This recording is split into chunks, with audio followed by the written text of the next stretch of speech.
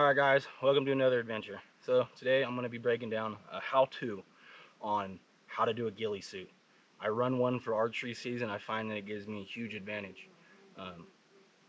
You know, they can see really well. Deer have a great spatial recognition memory. But with the sounds that you make, especially with a forest like ours where they're not clear unless you're in a recent burn, there's going to be a bunch of stuff. It's going to sound like potato chips for the most part. So when they do get sight of you, it really helps to have something that really makes you hard to see. And I find that I'm able to draw my bow up without as much recognition of the movement. So I can get ready and they don't spook as much. So what I like to do is, for the area I'm at, I'm up in the higher Sierras, so we have a lot of evergreens and conifers, and they're really quiet. They stay green really long when they're on the suit. So I like to run them for the most part. And then I will add in a little bit of grass. Now the grass makes sound when you move, which can help muffle the sound of your footsteps. But this stuff gets brown really quick, and so I try not to use too much of it because I don't want to stand out. The brown does work, but it's a lot of green up here, and it stays green for most of the year. So well into the general season, you're going to have these fields of grass like I have behind me here that are going to stay like a moderate green.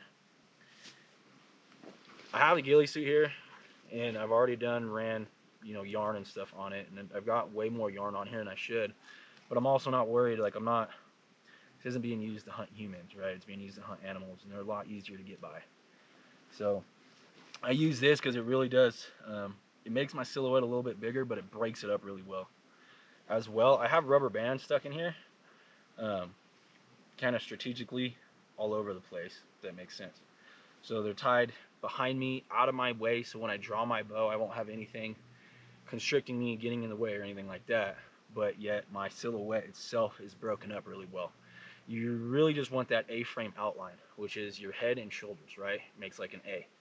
And that is the dead tail sign that animals and even people use to distinguish a human figure in the wild or in the dark. So that's the A. If you can keep that concept in mind, that's what's going to set you apart and put you ahead. So the first thing I'm going to do is I'm going to get it stretched out so I can kind of get an idea of the whole outline. And then I'm going to take this, it's a foot long maybe, and I'm going to break it into like smaller sections because I don't want a bunch of junk, rather, right? Like, I want just what I'm going to use. I want it to be easy to stick through the pieces of rubber band. As well, there are cordura, like in a square pattern, there is this like threaded paracord like material that's what I tie the zip tie or the rubber bands to, and those are sewn into the suit. So as well, there's a multicam leaf cut pattern in here, and so it all is just adding to the same thing of breaking up the silhouette. So we're gonna go in, right, twist it around and go in again like you're doing your kid's hair. And then I have these in line so it will keep them upright. I'll thread it through and then make sure that you're splitting your fibers so it's weaved in between them. And what that's going to do is that's going to hang off me, so when I'm laying down, that's going to rut out, and it's going to hang off. And you want a little bit of movement. It's not a bad thing. That movement can really make them second guess. And then I know where my shoulders are, so the break of your shoulders is one that you really want to have something sticking out on, so it breaks up that shape really well. And again, guys, I'm going in the way a tree grows is like that, kind of like a Y. I want to run it in backwards so it goes in easy and it doesn't get all caught up. But if anything tries to pull it out, it's gonna be hard, because you don't want this stuff to come off as you're walking through.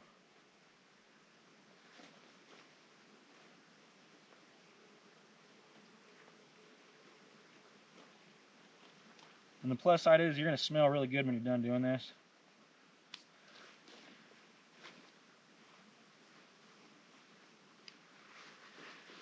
Again, so and it's going to get caught up in the, so that's what we want. But that little bit of hang off is everything. See, I like that. It looks good.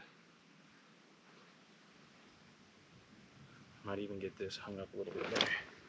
Like, I like a little bit of movement, but not too much.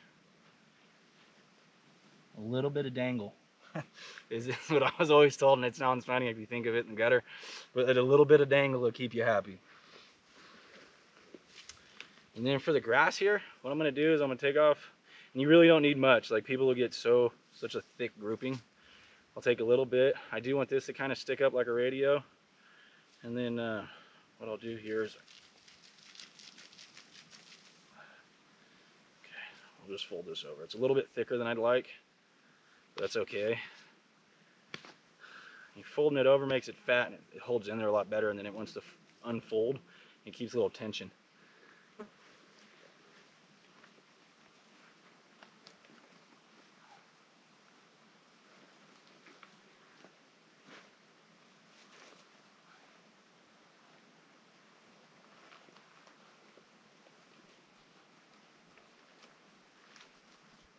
And then I'm going to pull these out in the middle too, so that way it looks nice and rough. I don't want it to look too normal. And yeah, some of it will fall off, and that's okay. We're not here to make it look too pretty. And that seems a little egregious, and I might shave that off a little bit and snip it because it's a little high. But that's what you're looking for, guys.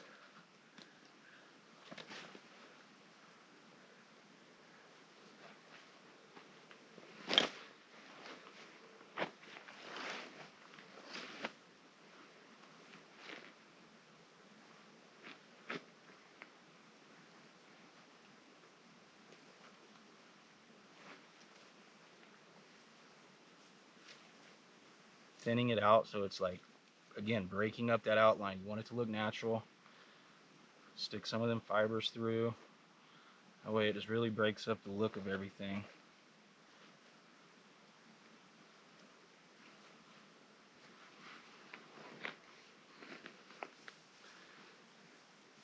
Fold this one up a little bit more. It's not sticking out as bad. For as many guys that'll drive down this road, you'd be amazed at how few of them will walk 100 yards off it. I used to get really discouraged when I'd see guys drive down a road that I was at and thinking that it meant that the deer wouldn't be there. But I've come to find that most folks aren't willing to put in any kind of actual effort to get the animal. If they knew how little they actually had to walk off from where they park to actually get the animal they're looking for, there'd be a lot more success out here. So that's looking a lot better now. We have stuff, we really want stuff sticking off the side here, and then in the back if they turn to our side, and then we have things sticking up out. I'll reposition the camera here in a second and show you guys what it looks like with it on. Alright guys, and that's what it's going to look like. There's a strap up here, and this thing does come with the full set. It has like a cape and everything you can put to it, and pants. But I don't run all that. It just seems to be too much. This is, with the grass and everything, this is pretty much what they're seeing. So when I'm crouched down and whatnot, they're still getting this A-frame outline. And now I have things that are going to break it up. And when I move around, I look like the bushes. So I'll go ahead and I'll put this into, I'm going to turn it around and I'll show you guys when I'll walk out of the woods with it, kneel down in a couple spots. You guys can see how well it blends in. Now remember, we're not trying to trick a human. A human being is going to be able to see this a lot better. We're not following the 70% natural veg rule, so I'm not expecting this to be completely mysterious and obscene, but it's going to really do the job for what we're going after, which would be deer and elk. And bear can't see anything anyway, so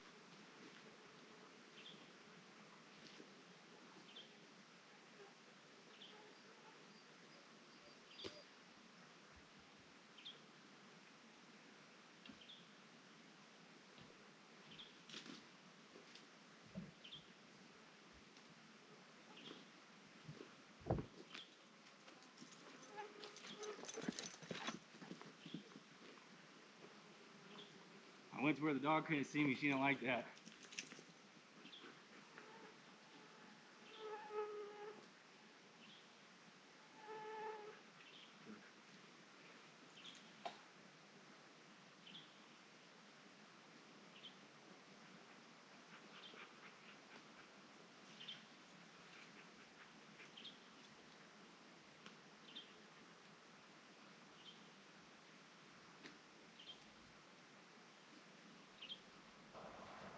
So as you can see, guys, it works really good, and I'm only like 30 yards away at that point, so it's really not that far.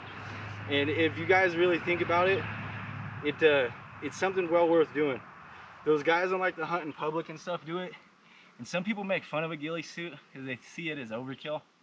But realistically, the Native Americans did things just like this.